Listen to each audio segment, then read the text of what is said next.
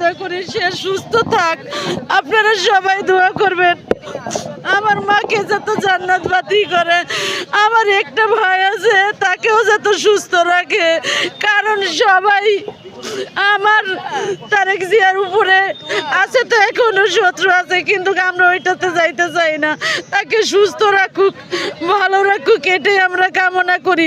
আপনারা দেশবাসীর কাছে এতটুকু আবেদন, আমার মা যদি কোনো ভুল করে থাকে তার হয়ে আমরা মাপ চাইতেছি, কারণ আমার জানা মতন আমার মা কখনো ভুল করে নাই। আমার মা আপোষের নেত্রী, কারণ সে যে দুর্দিনে কষ্ট সহ্য করেছে, কোনো বাংলার বুকে কোনো নারী এই সহ্য করবে না, কোনো নারী এত অত্যাচার সহ্য করবে না। সে দেশ ছেড়েও যায় না আমাদেরকে রেখে, বলছে আমার বাংলাদেশে আমার দেশ, আমার দেশই আমার জনগণ, আমার বাইরে কোনো জায়গা নেই, আমার বাংলাদেশই জায়গা। সেখানে আমাদের কি বলবো, ভাষা নাই, ভাষা নাই আমাদের।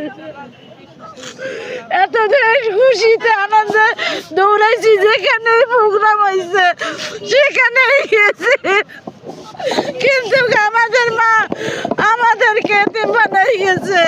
কারণ আমাদের মহিলা দল, আমার মা আমাদেরকে খুব ভালোবাসতো, খুবই আন্তরিক, মহিলা দলকে খুব শ্রদ্ধা করতো, কিন্তু আমাদের মা আমাদেরকে ছেড়ে যাবে এটা আমাদের বিশ্বাসই হয় না। কিন্তু আমার মনে হয় না, আমার মাকে মেরে ফেলা হয়েছে, মেরে ফেলা হয়েছে আমার মাকে। এই স্বৈরাচার হাসিনা মেরে ফেলেছে, কারণ তাকে জেলখানায় রেখেছে। যখন বের করে দিয়েছে এক কামড়ে, আমরা তখন বলার মতন ভাষা ছিল না, আমরা এদিক ধরে ওদিক ধরে। আমি দীর্ঘ 17 বছর অনেক কষ্ট করেছি, আমার মায়ের মুখের দিকে তাকায় এদিক সেদিক দৌড়েছি, কারণ আমার মা মহিলা দলকে অনেক আদর করতো, ভালোবাসতো। এই মহিলা দল গড়াই দিয়ে গেছে আমাদের মা, কিন্তু আমাদের মাঝে যে মা নেই আমাদের এটা বিশ্বাস হয় না।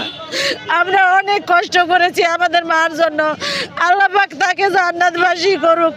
এখনো যে পরিস্থিতি জানি না আল্লাহ পাক কি করবে, তারপর আমার মাকে জান্নাতবাসী করুক। সবাই আপনারা দোয়া করবেন আমার মাকে জান্নাতবাসী